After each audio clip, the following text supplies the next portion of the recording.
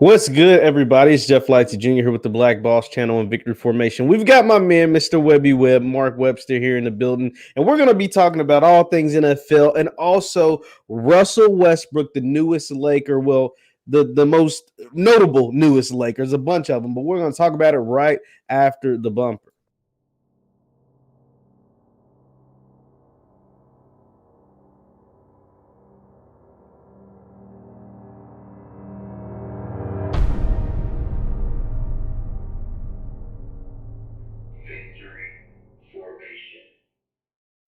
What's happening, everybody? It's us two again. And Mark, how's it going, buddy? Hey Jeff, what's going on? Always good to be on here, man. I'm excited. I'm excited. Yes. It's a lot to be excited about. I see you got your terrible towel behind you, and we're going to get into some NFL talk. But before we talk about what's happening in the NFL with the Steelers, with the Ravens, with the 49ers, with whatever your favorite team is, even my Raiders, but whatever, we're going to get into Russell Westbrook. He is the most notable new Laker. He was introduced today at a press conference with Rob Pelinka, the GM, and Frank Vogel, the head coach. Mark, I haven't talked to you since the Russell Westbrook trade. What are your thoughts on Russ heading to LA to play with LeBron, Melo, and the rest of the Lakers crew? It's go time. I mean, it's go time. I am sick and tired of hearing people talking about how old these grown men are. First of all, sometimes I think personally this is going to work really well for the Lakers. Like a lot of people are saying, like, "Oh, Russ, this he didn't do it with KD. He didn't do it with James Harden." We're talking about LeBron James, though. This is a different type of beast that he's going to be playing with. As Russ said in this press conference earlier, he's one of the most dominant players in the NBA. So, spicy talk from Russ. The fact that Russell Westbrook said that, I think that Russ is committed to being a team player like he's never been before. And I think it's going to work out perfectly fine. Yeah. Russ is someone that you can always count on. I did a video when he was first traded, but the thing about Russ, and one thing I'll never have to worry about with Russell Westbrook is he going to bring it today, right? Like, is he going to show up to work today? As I pull up, I'm going to pull up just a picture of Russ from his new digs as he's a Laker now. As we see Mr. Westbrook there, all smiling, cheesy. He's pretty happy to be wearing a purple and gold. But like I said, the one thing you never have to worry about with Russell Westbrook is he going to bring it, right? I guess the thing is with a lot of people, Mark, I want to ask you this is, how do you think it's going to be playing with LeBron? Because we know Russ is someone who thrives with the ball in his hands, right? Like Russell Westbrook isn't a guy who just stands over in the corner and gets it, and shoots up a three. He's not that great of a three-point shooter. He needs the lane to get in and score and get his buckets. What do you see in that case where Anthony Davis is most effective in the paint and Bron and Russ are most effective driving, but also handling the ball? They're gonna, and like it all comes down to literally on the coaching. It's gonna have to come down to gameplay because you have too many players that like to score. Like pure point blank. Like, yes, scoring is good, but you have to have a system that's going to allow you to be able to score. So what that might mean, I know this might sound really weird. They might have to switch up some lineups. Like they might have to be able to put Russ out there with Wayne and Malik and and Melo, and maybe take LeBron off the court for a little bit just to be able to have that ball moving around. Like, yes, LeBron is going to be the most, he's going to be dominant, but we don't know how 100% AD is going to be. We don't know how 100% LeBron's going to be, and we don't know how that's going to play and factor into why they really might have considered Westbrook coming into the Lakers. So it's going to create a lot of problems, but how can those problems be resolved? By doing different things like that.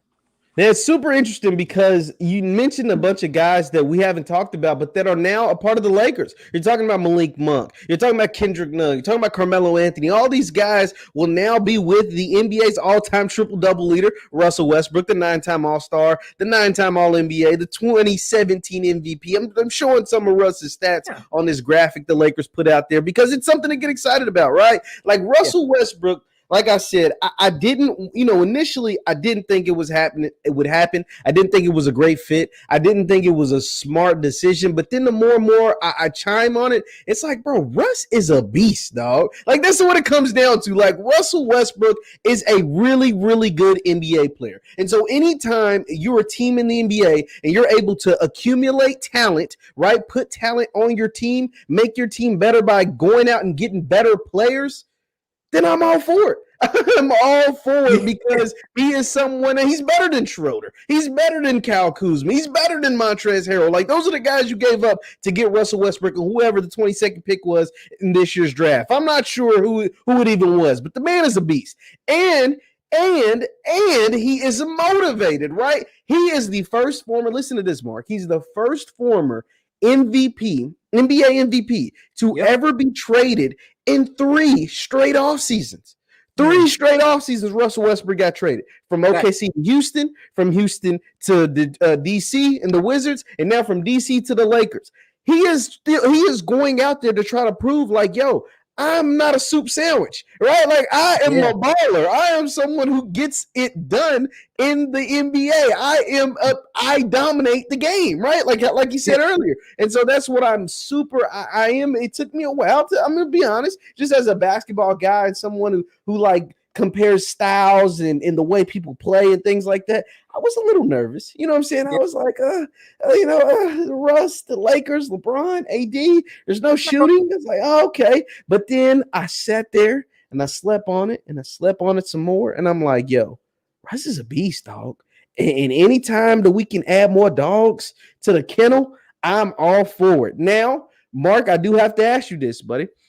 What about the age? Does the age of the team scare you? It's a lot of old dudes. We're talking about Trevor Ariza, Dwight Howard, Carmelo Anthony, LeBron. And Russ ain't old, but Russ got a lot of miles and a few injuries that's piled up. What are your thoughts on the age of the Los Angeles Lakers? Now, that is a concern to a point. That is a concern to a point. At first, I said I wasn't worried, but like I said, you look down the roster, 35, 34, 33, whatever it may be. 36, 37. LeBron 36, turning 37. Melo's 37. Like, so these guys got, like you said, they got mileage on them. You know what I'm saying? It's a matter of how they're going to be used throughout this whole season to be able to produce, 82-game season. And like our injuries going to occur. Like, that's why I'm really eager to see how Frank Vogel is going to manage these guys, and are these guys going to be able to speak enough for themselves, saying like, hey, am I playing the whole game, or am I going to am I doing back-to-back games? Like, we know the wear and tear what happened last season. If they want to have any shot of, like I said, that long haul, they're going to have to be disciplined and being able to say, okay, some back-to-backs aren't working. Their age. And we've seen how the load management has taken place on these guys because, relatively speaking, it looks really good, like on paper, but like you said, this thing can go catastrophic quick. Like, it can really go back quick. Like it literally, Dwight Howard can get injured. You know what I'm saying? Like anybody, AD, we don't know what his status is really. Like, you know what I'm saying? Like, so these guys can use, like, it can turn real quick, but then also it could be very beneficial as well because of this. You have this veteran team with these you got some young guys on there who are willing. Who are some dogs like Malik Monk? Like, he's a dog. Kendrick Nunn, Malik Monk. Those are tough. And Horton Tucker, I expect to take a jump this season. I think he's going to be a lot better than we've seen so far. I don't think he's gotten the clock or the playing time that he expected or that he would like. But I definitely think he's going to take a jump because he's someone that I think has a lot of potential. I've seen him play, and I've seen him play well at times. Now, I want to see it out there when it matters the most. Now, we're speaking of Russ, and we're speaking of the Lakers, and be sure, for those of you tuning in, be sure to hit the thumbs up button, like, share, subscribe, and leave your comments over in the chat so we can answer any of the questions that you have. But also, one thing that's trending on Twitter is Dennis Schroeder. Right. So I want to talk to you because we're talking about Russell Westbrook, and Dennis Schroeder matters because he factors into this Russell Westbrook. Just think about this, Mark. During the season, the Lakers offered Dennis Schroeder a contract that was 4 years, $84 million. Now, I'm not a math wizard, but that's over $20 million a year if he would have accepted it during the season. He turned it down because he wanted a contract upwards of $100 million, right? Like he's seeing all these other dudes get paid. He wanted to get paid. So now Dennis Schroeder, Lakers like, to hell with Dennis Schroeder. They went out and traded for Russell Westbrook, and Schroeder is out there as a free agent. he's not getting any offers, Mark.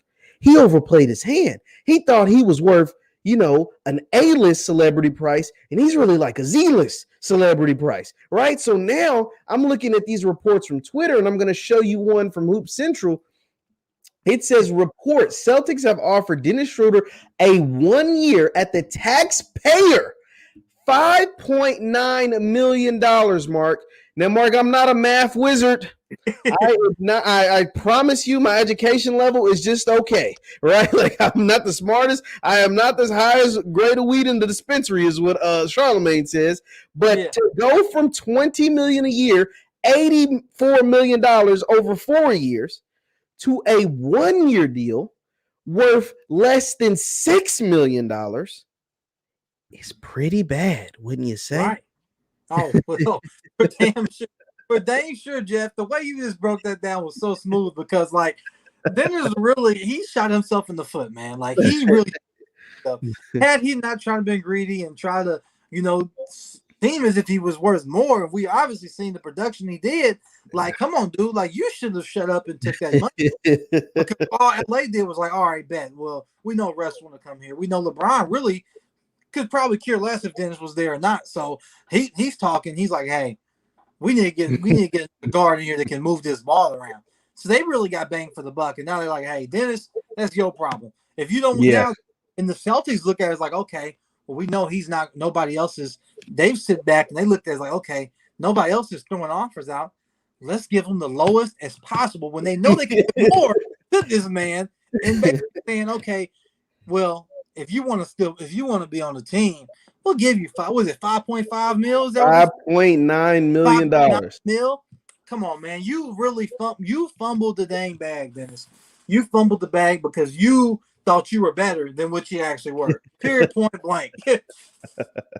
I mean, this is incredible, man. I mean, if this is How to Be an Idiot 101, Dennis Schroeder is the head lead professor, right? Like, he's got a PhD in being an idiot. Because, like I said, if it wasn't for him, and think about it, a lot of Lakers fans, including the newest Laker fan, Russell Westbrook, is thankful that Dennis turned down the Lakers offer during the season, because if he didn't turn down that $84 million contract, Russ wouldn't be a Laker right now. Right. And a lot of people wouldn't be, hanging up championship banners thinking that Russell Westbrook, in combination with LeBron James, in combination with Anthony Davis, in combination with Carmelo Anthony, et cetera, will be able to bring home a title, right? So thank you, Dennis, because as much as I'm not crazy about the fit of Russell Westbrook or whatever, I am excited about Russ. I damn sure wasn't excited about Dennis Schroeder. That's one thing. Like, whether I think Russell Westbrook, first of all, I know he's an upgrade over Dennis Schroeder. I know they're going to be a better team with Russ as opposed to Dennis. But one other thing that I do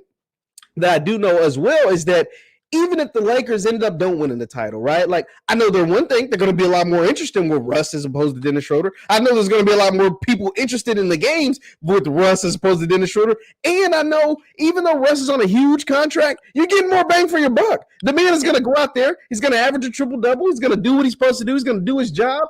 And he's going to play hard every single night. I can't say the same about Dennis Schroeder. I just simply can't. I simply can't at all. Hey, man, you can't. But we will move on from the NBA because basketball season's over, man. I remember this press conference, I said in one of the group meetings we were in earlier, I was like, man, I love the NBA. It's all cool. Summer league, cool. You know what I'm saying? I want to talk about Russ because Russ is the guy.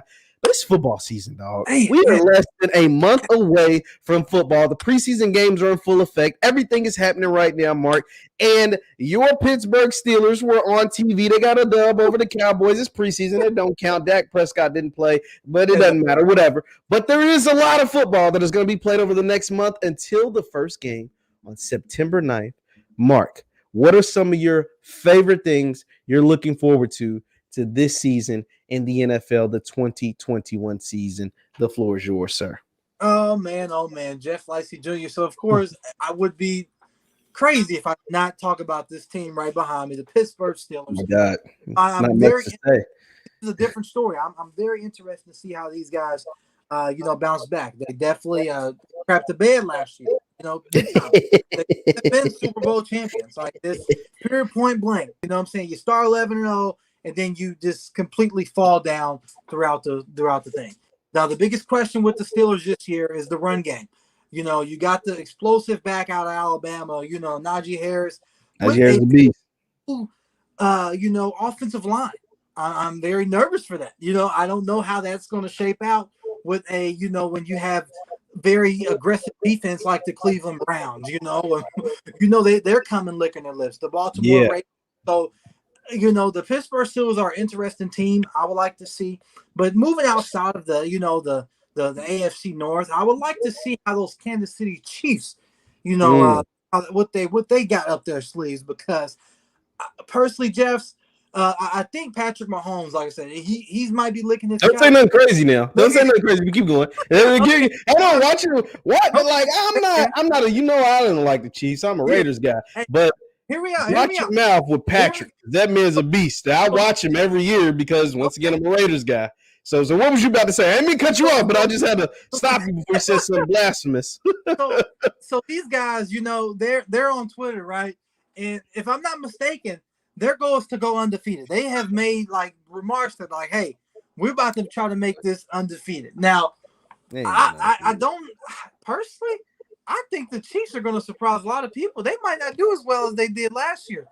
What's that mean? Like, they went to Super Bowl last year, so that's. Well, I think they might just fall into like just a really a solid team that might get surprised by some other teams out there. Like everyone. What makes you think that? What makes you think that? What makes me? Is it just a guess? Like, what makes you think that? That's a Webby Webb wild ass prediction right there. I think because everyone this thing. Hear me out, Jeff. A lot of people are like, okay, Kansas City, they're going to be, okay, the Super Bowl, let's do a rematch, blah blah. But no one's talking about other teams like the Bills. No one's talking about other teams like. Improved Colts if they can get Wentz back. You know what I'm saying? No one's talking about the Ravens. No one's talking about like these teams that have chips on their shoulders. So I'm like, let's ease off the Chiefs a little bit because we just never know what these other teams are gonna do, man. Guys, excuse my friend, my fraternity brother, my Neo, Mr. Mark Webster, because he just put out a bunch of BS.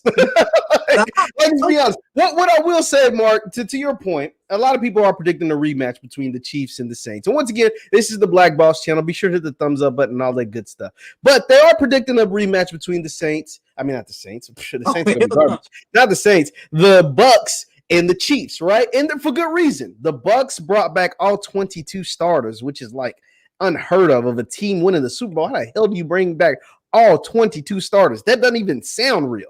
But the Chiefs have Boy Wonder and Patrick Mahomes, and they brought back Tyreek Hill and Travis Kelce, and they went in the Ravens like idiots, traded them one of the best left tackles in all of football for 2 packs of Trident layers. Like, what the hell is going on with that? They send him Zeus, they send him Orlando Brown or whatever his name is, and he's going to be their left tackle. They went out and got a right tackle from the Patriots, and now they upgraded their whole offensive line. The only problem they had, which essentially cost them a Super Bowl, right?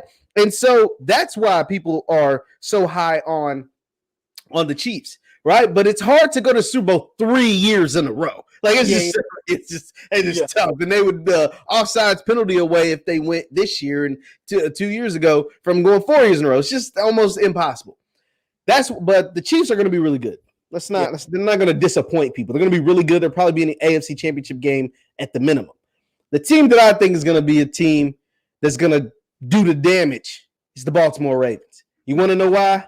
Mr. Lamar Jackson. Yes, I said it. Lamar Jackson right there in your division. What is that? The AFC North? What do you guys?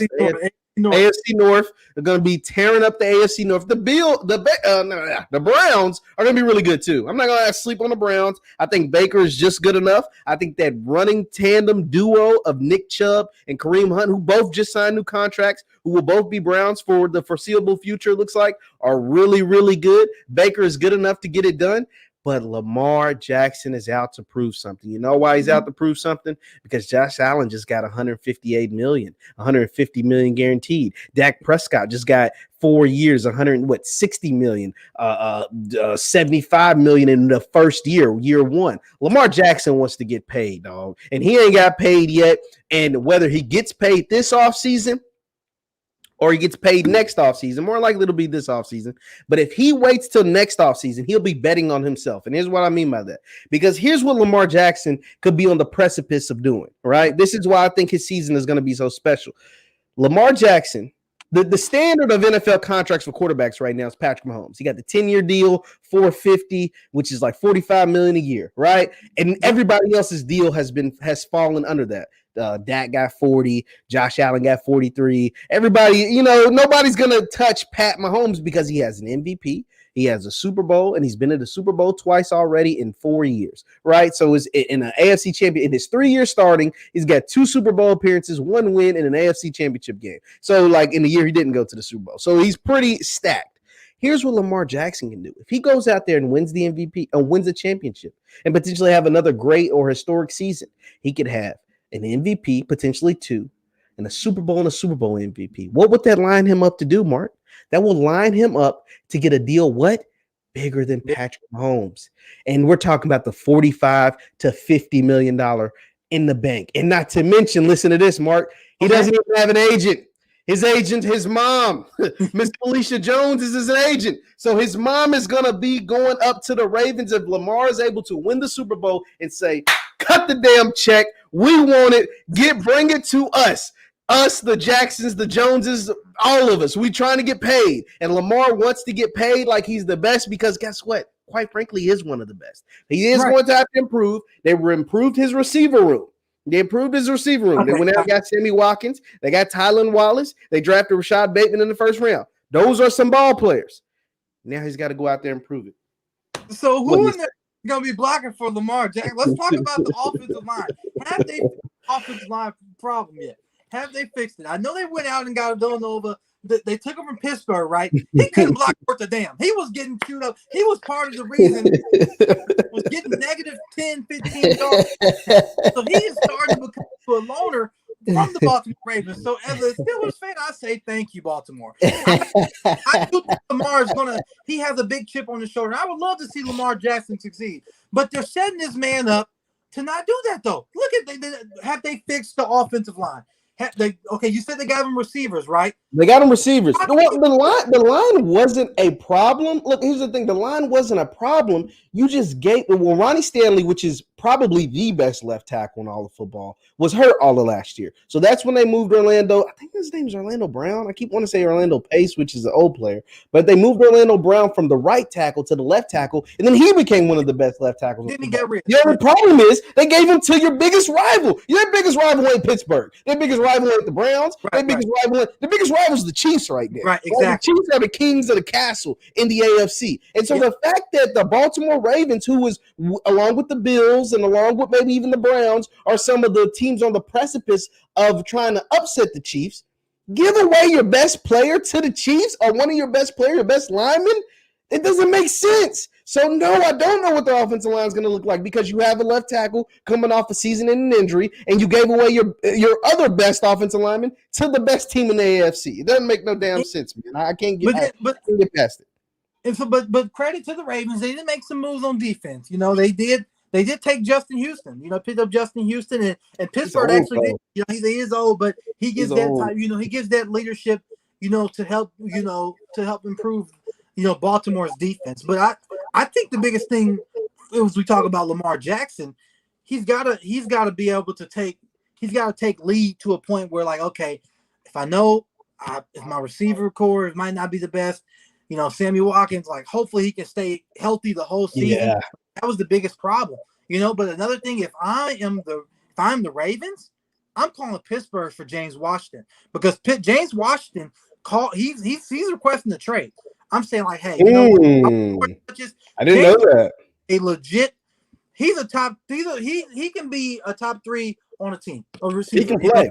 He can play. He's got a case of the drops. Yeah, he's got a case of. But all the receivers in Pittsburgh have the case of the drops. Yeah, but I'm thinking, if they have to get somebody else in there, they just can't say, oh, we got Sammy Watkins, and.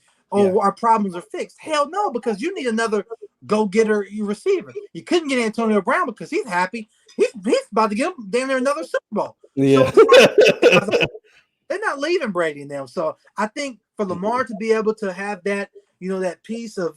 I mean, they still might give them let's say they win the North, which I don't know if it's possible this year. You know what I'm saying? For them, it might. We Come just on, got to man. see how. Come on, man. Be real with yourself. But Be real with you know, yourself. We talked a lot about Lamar Jackson. Let's talk about your guy, Ben Roethlisberger, man. okay. They saying Ben Roethlisberger's in the best shape of his life. They saying Ben Roethlisberger done lost some weight and he's actually working out and all of this good stuff. What are your thoughts on Pittsburgh? How good is Pittsburgh going to be this year? Their defense, they always lead the league in sacks, but they can't run the ball. Haven't ran the ball in a long time. And they can't seem to score points when they matter the most. But they have weapons. Chase Claypool's a stud. Juju Smith-Schuster, when he ain't ticky-tocking, he can actually play. You know what I'm saying? And Najee Harris is a baller. So, but what is that offensive line like? What's Pittsburgh? What's going on in Steel City? It is really optimistic right now, Jeff. I kid you not. Like, the defense, we lost. They lost some big pieces. Bud Dupree was a huge free agent, losing going to Tennessee. Yeah. But you bring back TJ Watt, you got Joe Hayden, you got those guys. So defense, I think they won't miss too much. But offense, and you get Devin Bush back. Don't you get Devin Bush back? Yeah, you get Devin Bush back, for the torn ACL. So and then you got Alex Highsmith, which is Bud Dupree's replacement, who is an absolute dog. So now offensively, it starts to become a problem of like, okay, how can these guys produce with a lot of rookies that might be starting, with a Ben Roethlisberger who in the past has been injury prone, but he's coming off a Tommy John injury, and look what he did, Jeff. He was balling. He was balling, man. So that's really balling. Was he really balling? Like, is he really balling? For somebody to come off a Tommy John surgery and throw the ball almost 50 times a game with minimum offensive line, now you got a premier running back. Yes, I'm calling him premier. Najee Harris, open field, like this guy might. Hey, it might be working. It might work out, man. It might work out. So Big Ben Roethlisberger, I think he's out to prove some people wrong. Like I said, I'm of course probably going to eat my words because I know Pittsburgh always likes to let people down, and what I'm saying. Everybody might lose. Next thing you know, here come the Browns. So that's my thoughts on Pittsburgh, Jeff. Oh yeah, I think Pittsburgh, man. You guys got pieces, right? Like you got pieces. You got some guys that can play. Now, whether they're gonna be good or not, I mean, I don't know. But I'm not. I think Ben Roethlisberger's washed. Leave your thoughts in the chat. Leave your thoughts in the comments. Do you think Ben Roethlisberger's washed? I think he is. I think Ben Roethlisberger's over the hill. I think we've seen the best of Big Ben. I think this will be his last year as a starting quarterback as the Pittsburgh Steelers. I mean, maybe he'll get a job somewhere else, but I don't think he'll be the quarterback of the Steelers anymore. I think the Steelers realize that. Huh? No, he's going to Canton. I mean, he'll go to Canton. Just don't let no women be in the way on his way up to Canton. Just make everybody's secured and everybody hide your kids and hide your wives. Well, mainly hide your wives. You know what I'm saying? Hey, but last thing about Pittsburgh from my end, the strength of schedule is brutal. So that's why I'm not really high. I mean, you open up at the Bills and you got to play the Raiders. I'm saying that these type of teams, like when they aren't playing for anything, like a team like the Raiders, they come out and give everything they got, but this is early. They can be a different team. Your boy Derek Carr, he can be out to prove people wrong. Then you got your typical man. Don't put no stock in Derek Carr, man. Like that's if we gonna talk about somebody, let's talk about somebody else. But I ain't putting no stock in Derek Carr. But we're looking at the Pittsburgh. Remember, it's a 17-game season. Say you start off at the Bills, you got the Raiders who can play tough. Cincinnati's not gonna be that good, but they're always a tough game. Division game.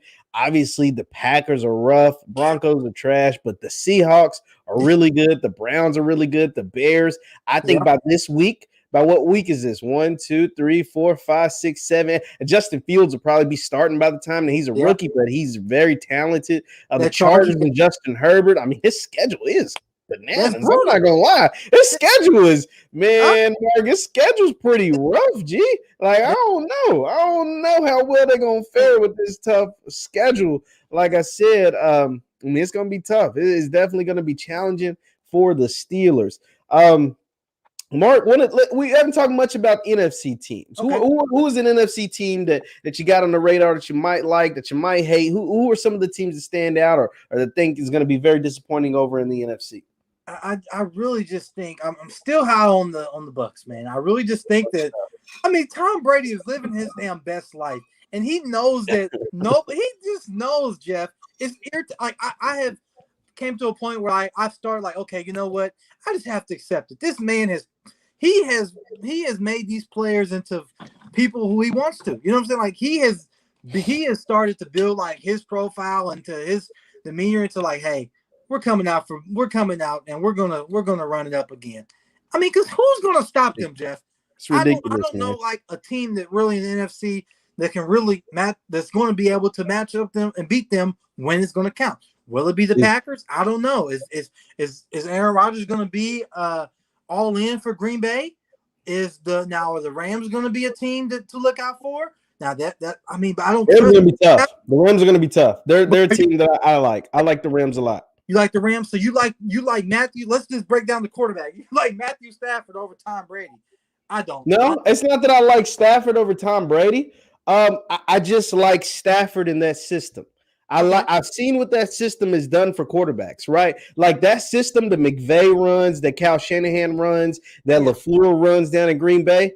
That system is like quarterback heaven. I mean, it puts their stats on steroids. Look where Aaron Rodgers had seasons like that before, so he's not an outlier. But look what it did for Matt Ryan and helped him win an MVP. Look what it did for Jared Goff. It got the Rams to the Super Bowl. And Jared Goff is not that good. I mean, just be honest. Like he's not that great of a quarterback. So that system, and you put a guy as talented as a Matthew Stafford. I mean, Stafford is really, really talented. Now, can he win in the playoffs? I have no idea. But with those players, they got players now. They lost Cam Akers, which hurts, but they have other players in Cooper Kupp and what's the other, Robert Jones, and then obviously the defense has got we got Reynolds, and then obviously the defense has got the best defender I've ever seen in my own eyeballs, and Aaron Donald, not to mention one of the best corners in the NFL, Mr. 99 Club on Madden, Jalen Ramsey. So the Rams I think they're very. The only problem with the Rams is they can't suffer an injury. If they get any injuries, it's over.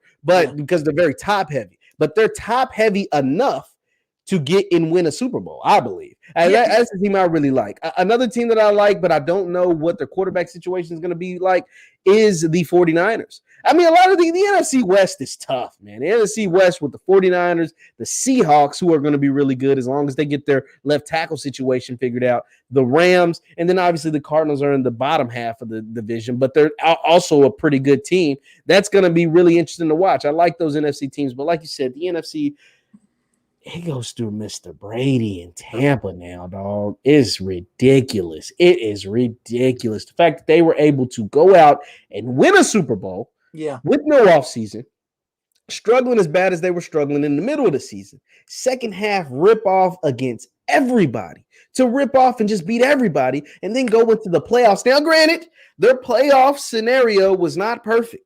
They should have lost that game to the Packers. I mean, just be honest. Brady threw 3 picks. But Aaron Rodgers wasn't able to capitalize, and Brady was. Brady threw 3 picks, but when it mattered the most, he made the plays that needed to be made to win the game. When it mattered the most for the Packers, Aaron Rodgers didn't make those plays. He didn't capitalize on any of the turnovers Brady had. He had 3 interceptions. He didn't capitalize on any of the turnovers, and Brady made the throw of the game right before halftime. I know for those who can't remember, right before halftime, Brady hit the little speedy receiver on a deep route right before halftime. He beat Kevin King for a touchdown. And that, to me, is essentially what won the game. What about you? Yeah, man, I'm telling you, though, Brady. And the fact that getting Leonard Fournette back, like that's the thing. He's a freaking monster, man. He went crazy in the playoffs. He's and like their offensive line, they're going to be healthy. I think they're all back, healthy. And like they were missing somebody that was out for a minute, and now he's back. So now it's just like these guys, like with being able to have a training camp where these guys can fully learn the system. Full off season. Oh my God, Jeff! Like this team is going to be, they're going to be like I said, they're going to cause problems. They don't even, and the thing is with them, they don't even have to really do too much during the regular season because they know what time it is. Because they know Tom Brady knows what time it is. It's the only way.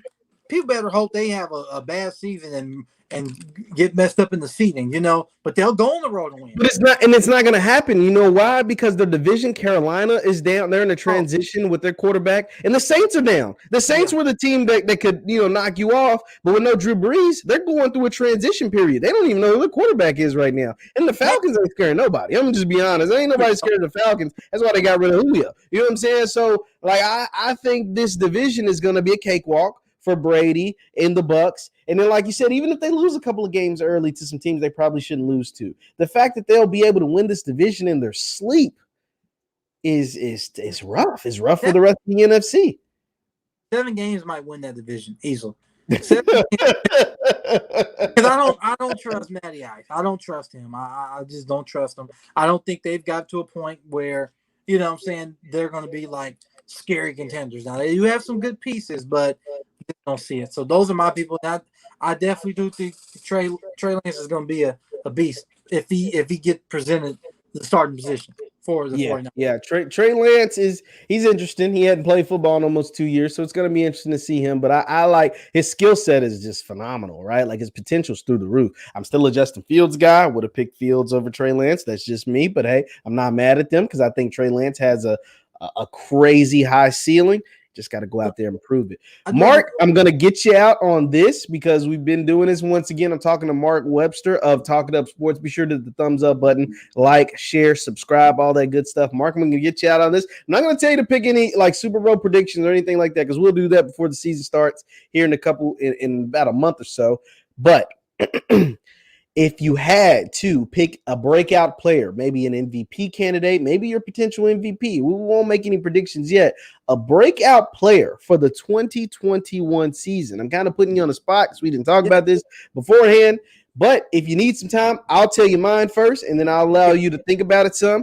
A breakout player, a guy that I could see really, really like potentially winning an MVP this season. I know I spoke about him a little bit earlier.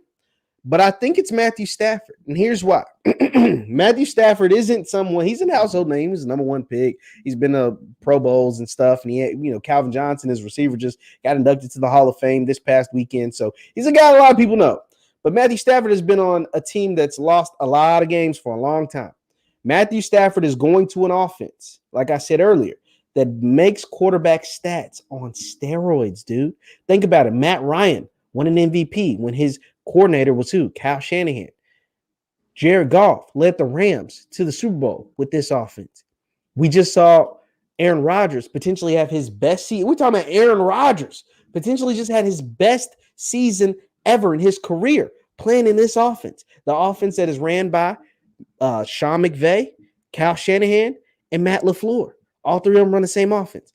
All 3 of them have had record-setting performances with different quarterbacks with this offense. I think Matthew Stafford is the next up. I think he's the one that's going to do it. If I had to pick a preseason MVP, I'm going Matthew Stafford. Even as tough as that division is, I think Matthew Stafford gets it done. Mark, what say you? So I don't have a season like a preseason MVP, but I do have a player that we can say that might really develop in this new system, and that's Sam Darnold. I think him being away from New York is a saving grace for him. He's going to be able to have a new, fresh start. He looks excited. His mobility is still there. Like he can really turn things around now. Well, of course, playoffs probably not, but I think that he can start making his name again and to really revamp his career because the quarterback they're bringing in that they brought in with the Jets, he's going to be a bust. But that's a whole other story. Sam Darnold has potential to really turn things around and really get that franchise back onto a winning type of culture. Absolutely. That is Mr. Mark Webster, Mr. Webby Webb himself. You can find him at Talk It Up Sports on all social media platforms. I am Jeff Lightsy Jr. here with the Black Boss Channel, and you can follow me. I'm trying to grow my Facebook audience, Jeff Lightsy Sports on Facebook. I post all this kind of content on there, so go over to Facebook, Jeff Lightsy Sports on Facebook. Thank you guys for tuning in, and we will see you next time. Mark, appreciate it. Talk to you soon. Peace.